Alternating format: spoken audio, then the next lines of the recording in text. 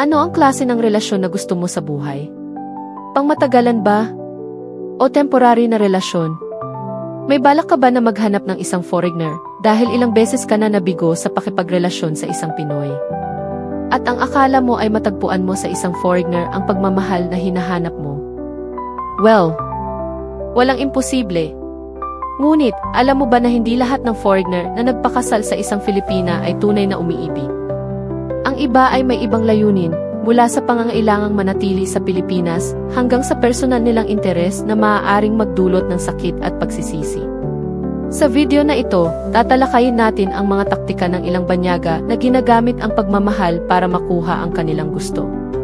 Malalaman mo kung bakit maraming banyaga ang nahihirapang manatili sa seryosong relasyon sa kanilang sariling bansa at kung paano nila nadadala ang manipulatibong ugali sa Pilipinas. Tuklasin kung paano nila ginagamit ang kasal bilang paraan para kontrolin ka, at alamin kung paano mo mapoprotektahan ang sarili mo mula sa ganitong klase ng relasyon.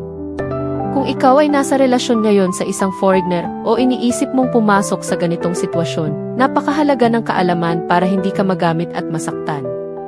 Manood hanggang dulo para sa mga mahalagang payo at insight na makakatulong sa iyong magdesisyon ng tama. Huwag nating hayaang pagmamahal ang gawing daan para mawala ang ating dignidad. Ito ang guide na kailangan mo para magtagumpay hindi lang sa pag-ibig, kundi pati sa respeto sa sarili. Halimbawa ng sitwasyon. Isipin mo ito. Si Ariana ay isang simpleng Filipina na nakilala si John na isang foreigner sa online.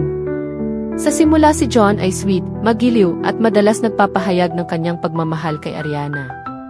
Makalipas ang ilang linggo pa lang ng kanilang pag-uusap, inaalok na agad ni John si Ariana na magpakasal, kahit hindi pa sila nagkikita ng personal. Sinabi niya na gusto niyang manirahan sa Pilipinas dahil mas mura ang buhay dito at mas gusto niya ang mga tradisyonal na babae.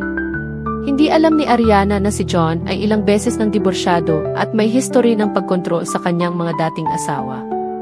Sa simula, pinakitaan niya si Ariana ng pag-aalaga, pero nang sila ay magpakasal na, unti-unti niyang ipinakita ang pagiging manipulatibo, hinihingan siya ng detalye sa lahat ng ginagawa, at ayaw siyang payagan ni John na magtrabaho at may limitasyon na makipagkita sa kanyang mga kaibigan. Ang pagmamahal na inakala ni Ariana ay unti-unting naging pagkontrol. Paano maiiwasan ang ganitong sitwasyon? Isa, kilalanin ng lubusan ang partner. Huwag magmadali sa pagpapasya, lalo na kung ito ay tungkol sa kasal. Bigyan ng panahon ang relasyon para mas makilala ang isa't isa. Kilalanin ang isang foreigners kung may red flags. 2. Maging mapanuri, alamin ang background ng partner.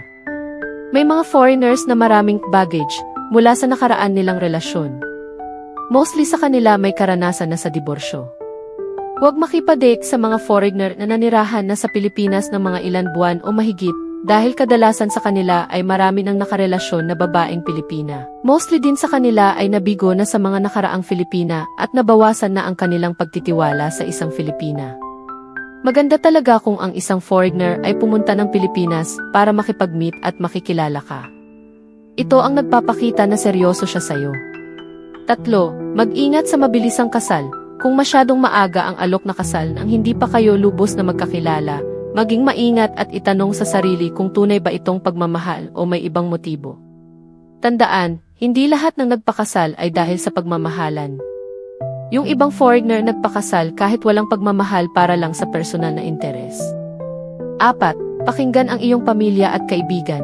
Sila ang makakapansin kung may kakaiba sa relasyon mo na baka hindi mo agad makita. 5. Huwag magpakasal sa isang dayuhan na may mataas na pagkapatriarkal. Ang isang dayuhang may mataas na pagkapatriarkal ay ayaw niyang magtrabaho ang kanyang asawa at nais lamang nitong manatili sa bahay, ay karaniwang may tradisyonal na pananaw sa mga tungkulin ng kasarian. Iniisip niya ang lugar ng babae ay sa bahay, nag-aalaga ng pamilya, at hindi ang makilahok sa labas na mundo o magtrabaho. Sa ganitong ugali, hindi niya binibigyan ng halaga o konsiderasyon ang karapatan ng kanyang asawa na magkaroon ng sariling propesyon, magtrabaho, at magtaguyod ng sarili niyang mga pangarap. Maaaring ipinapakita niya ang kanyang pagkontrol sa pamamagitan ng paghikayat o direktang pagdidikta na ang kanyang asawa ay mag-focus lamang sa mga gawaing bahay at pagpapalaki ng mga anak. Naniniwala siya na ito ang kanyang tungkulin at hindi na kailangan ng kababaihan na magtrabaho para sa kanilang pamilya. Ang ganitong pananaw ay naglilimita sa kalayaan ng asawa at maaaring magdulot ng pagkapagod, hindi pagkakaunawaan, at hindi pantay na relasyon sa loob ng kasal. Ang kwento na ito ay isa lamang halimbawa ng mga maaaring mangyari kung hindi magiging maingat sa pagpili ng isang partner sa buhay.